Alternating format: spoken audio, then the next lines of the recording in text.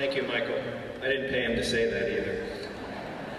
I now call upon Mr. Ryan W. Donnelly, President of the Senior Class, who will bring the greetings from the class of 2008. Ryan?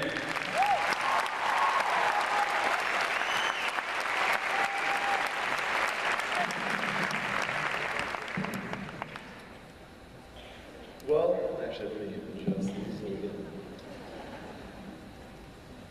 Father Shanley, Major Manning, distinguished guests, beloved classmates, families and friends, I'd like to say thank you from myself and the entire class for all the unending support you've given us for the last 4 years.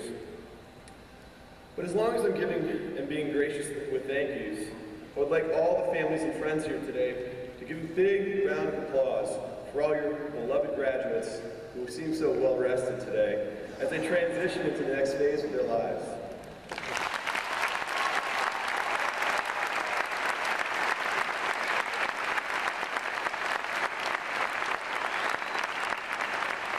Guys, this isn't a golf match, this is a celebration. Let's really hear for the class down today.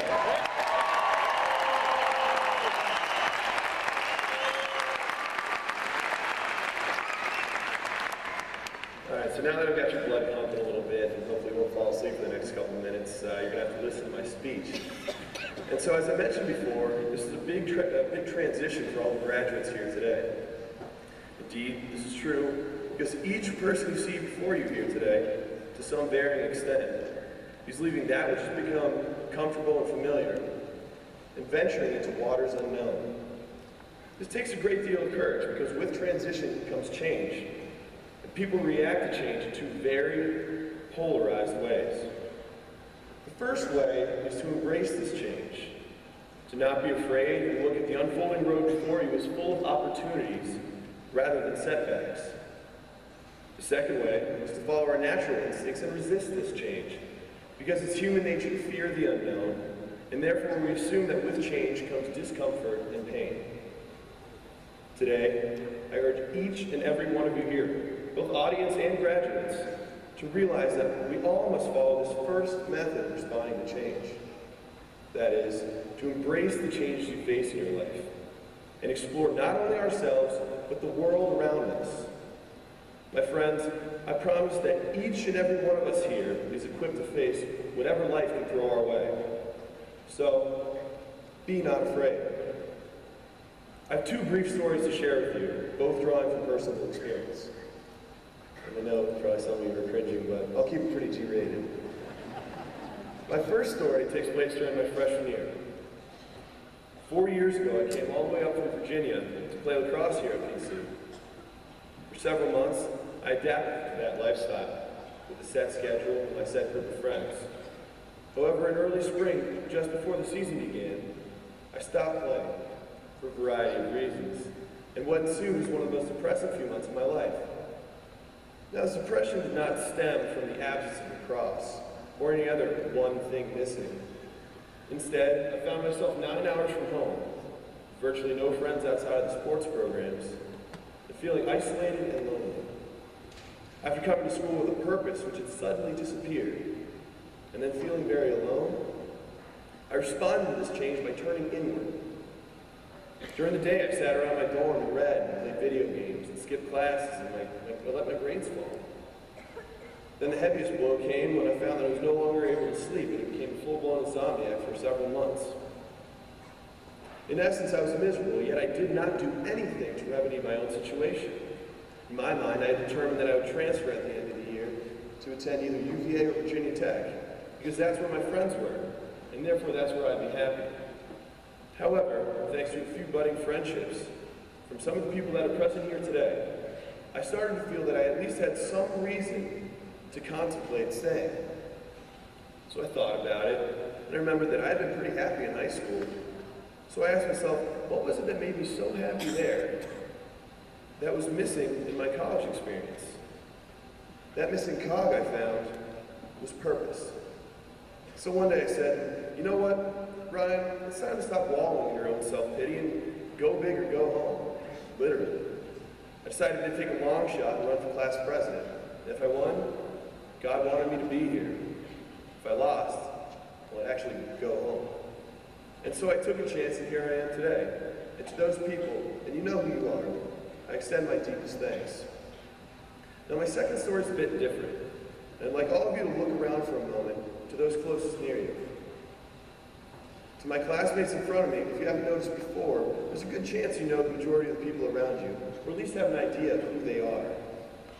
This speaks volumes about the community aspect of Providence College, but it also shows that we've become extremely secure here. I challenge each and every one of you here today to set aside any fears and take the adventure of life. My second story speaks to this. While studying abroad during my junior year, I decided that I would fulfill my lifelong goal of riding a camel through the Sahara. I took a flight from Rome to Morocco and spent a few days getting to Zagora, the last inhabitable outpost in the desert, where before the desert truly becomes unlivable. Zagora is where I started my 3-day camel journey. And needless to say, this is my first time stepping into a nation where they follow non-Western traditions. The official religion is Islam, and the official language is Arabic. Once in Zagora, I was in an entirely different world. It's a one-road town where mostly go without both electricity and indoor plumbing. For most of us here today, simply the idea of going without a cell phone is unthinkable. But to these people, it's a luxury too exotic to even comprehend. Well, the day I arrived, I was walking down the dirt path at the edge of the desert and came across a mud hut with a palm leaf roof. It's quite small, only one room. And one of the walls had been washed away by a recent flash flood. Although it was hastily patched, I could still see the sparse decor within. In one corner, a pile of mats and pillows on which the family sleeps. And in another, a small table on which the family ate. Behind the hut were rows of date palms, and under one of these was a man hand-picking dates and placing them in a basket. When he saw me, a complete stranger, he stood up and walked over, and he motioned me to extend my hand.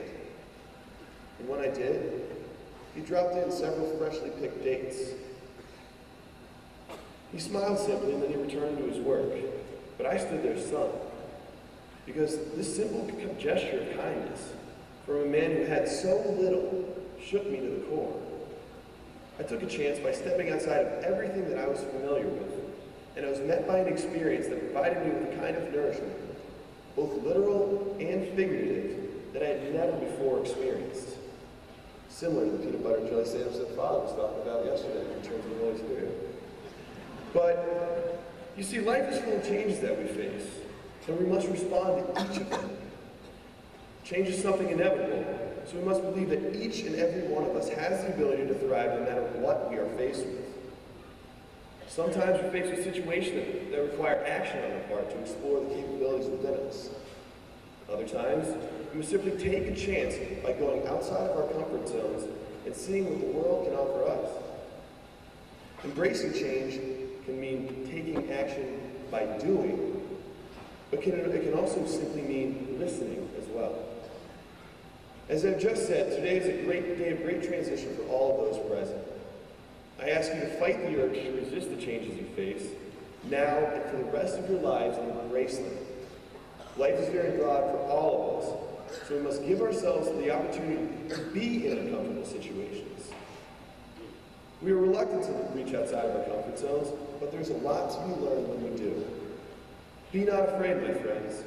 The road ahead is full of opportunity, and it's absolutely essential that we reach out and take chances, that we explore ourselves and the world around us. Because as we walk out these doors in a few moments, we venture from what was into what will be. Thank you.